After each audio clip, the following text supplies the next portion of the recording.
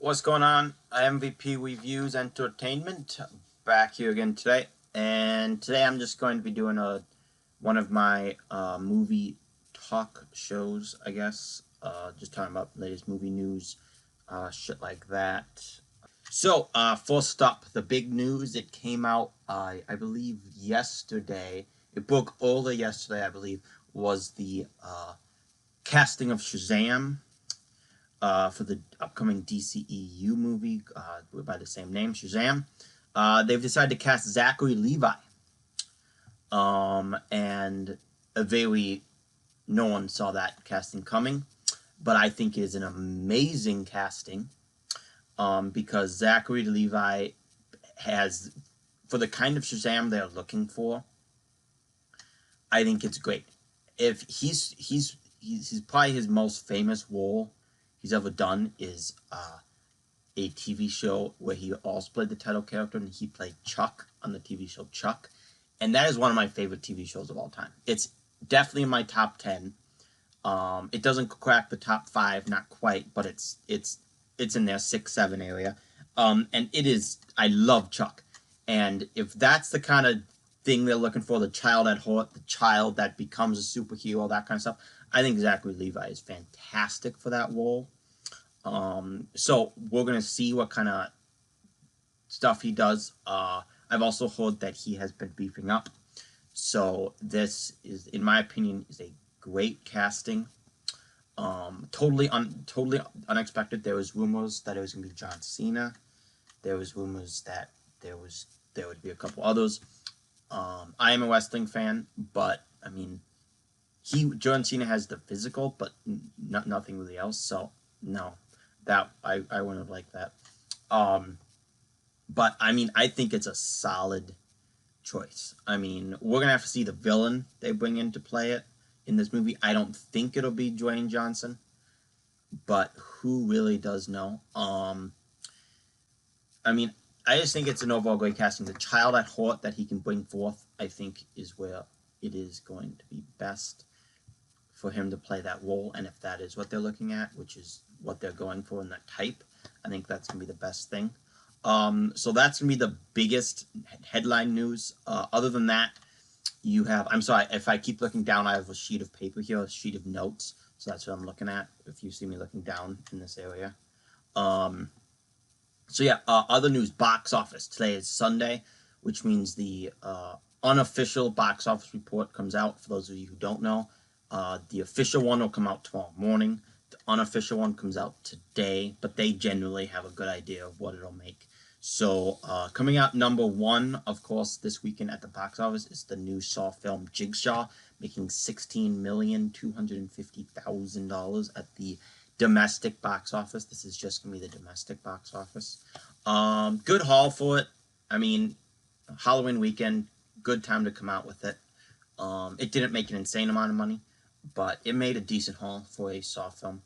So, coming in at number 2, we have Boo 2, Tyler Perry's Boo 2, 10 million. So, that's a decent haul for that movie. It's not going to have a huge audience, but that's a pretty decent haul. The overall weekend as a whole wasn't a great box office weekend at all. Of course, next weekend, of course, is the Juggernaut Thor Ragnarok, so that'll do a decent amount of business. Coming in third spot is the money-losing film, Geostorm. I haven't seen it. I haven't seen any of these. Nope, I take it back. I've seen one of these on this list. Geostorm made $5,675,000. Just, it was an IMAX last week. I actually do have the IMAX poster. It's a really cool poster. Actually, I got it because it's a cool poster. I haven't seen the movie. It's the only film I have where I haven't, the only poster of a film I have that I haven't seen, and that's Geostorm. But it's supposed to be a bad movie, so I'm not going to see it. I would have seen it in IMAX. I'm not going to see it out of IMAX. There's no point. But 5.6 million, not a good for a movie like that. They were hoping for more than that. But came in third place. In fourth place, you have Happy Death Day, another kind of horror film set by Halloween, so this is where they decided to drop it. Made 5,899,000. Whatever. It's a decent take for that in its second or third week. I know it's at least its second. It might even be its third, which for that movie to make a third in its third week to make that much is a decent haul for that movie. Coming in fifth place, you have the Warner Brothers movie, the only movie on this list that I've seen, and that is Blade Runner 2049. My Blade Runner 2049 review is up on this channel, so check it out. I'm seeing The Foreigner again later today, actually a couple, like 20 minutes after I shoot this. I'm going to go see the movie Foreigner. I haven't seen any movies for a while. I've been recovering from a wrist surgery, so that's why I haven't done any reviews or anything like that.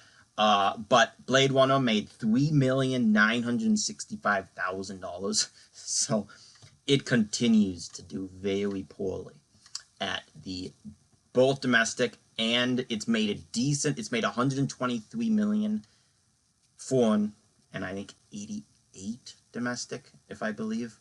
Well, Warner Brothers has to be disappointed in this movie. I mean, they were looking for it to make a good chunk of change, and it may have broke even by now. It's about there. I will give you the overall numbers here in a second, but just an overall, not too much shit going on there. So moving on with that, Blade Runner 2049 now has made $223,385,785 according to Box Office Mojo worldwide from release to right now, or to last night or whatever. Which, when you consider that as $150 million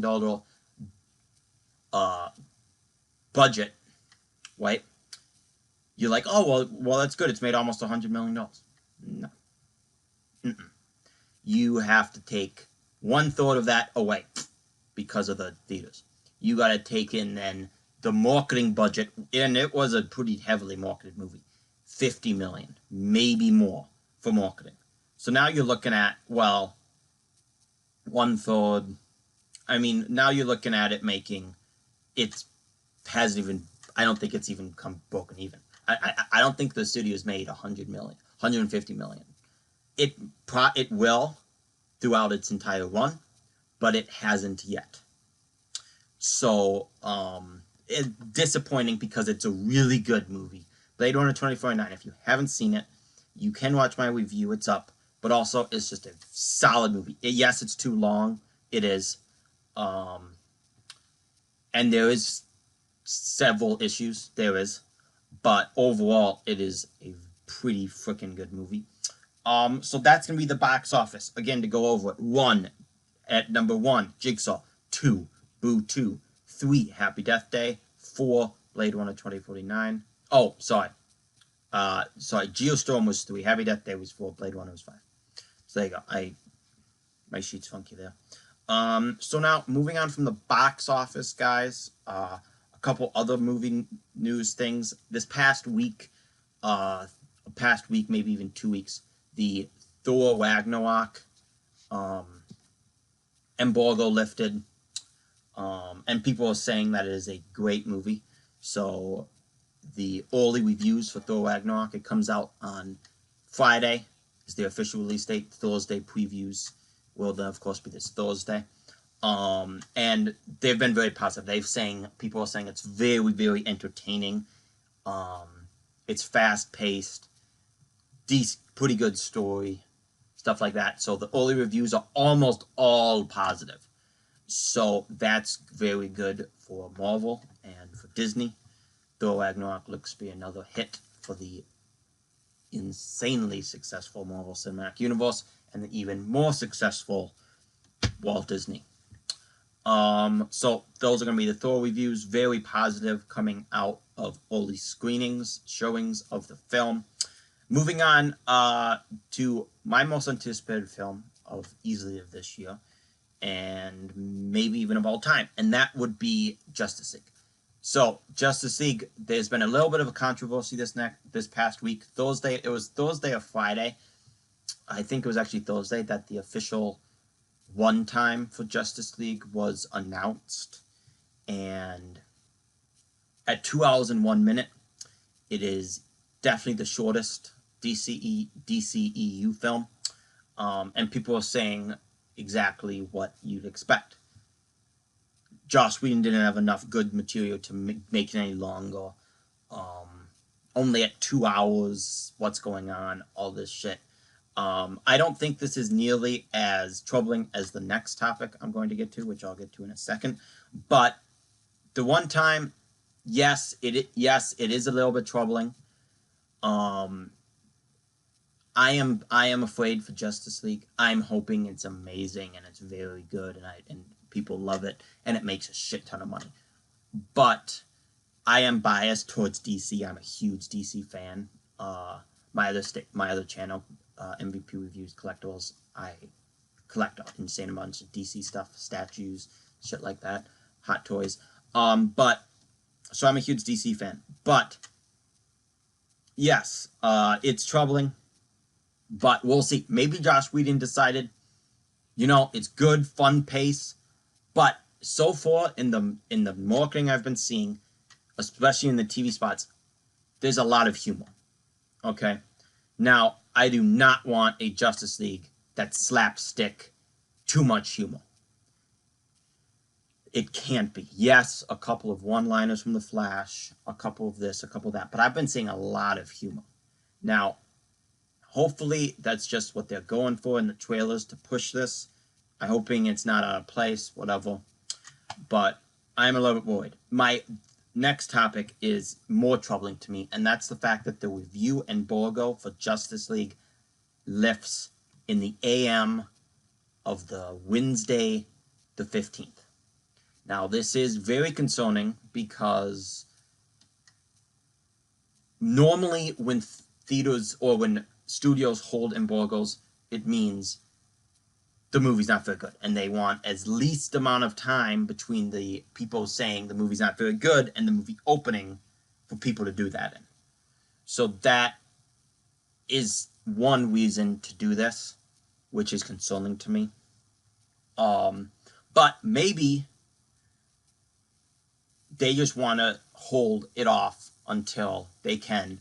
But something that I think is a little bit strange is that in their last film, they opened the embargo for Wonder Woman 2 weeks before the movie on a Monday. And I saw that movie early. I saw a fan screening of it. I put up my review early. And it was amazing because, like, on that Monday, everyone flooded with positive reviews. And that's how you do a embargo. So to go from that to this is concerning because we know DC knows what they're doing and how to deal with a review embargo. For those of you that don't know what a review embargo is, there might be a couple of you out there. What it is it's saying the studio says, okay, you guys have all seen the movie, but you cannot tell us how you like the movie. Besides, studios will normally say you can put up a social media tweet, thing like that, with just a quick couple lines, but they can't do a full review until the studio says it's okay. I could get into why they do this. That's a whole nother video. But there you go. The review embargo lifts the day before Justice League, which is concerning.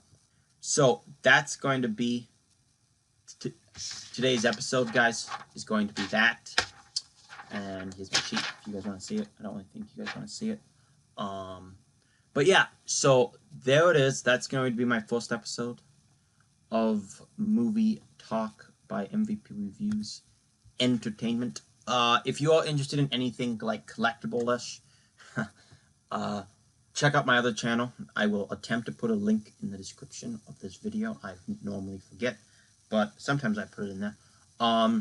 So check that out. If you're interested in anything collectibles, statues, if you are a fellow collector interested in that at all, check out that channel. That channel is bigger than this one. So make sure to check that out. If you're not interested and you're just interested in movies and TV shows, keep it here. Please leave a like, subscribe, and I will try to do a 4.0 review later today. I might not. But yeah. Peace, guys.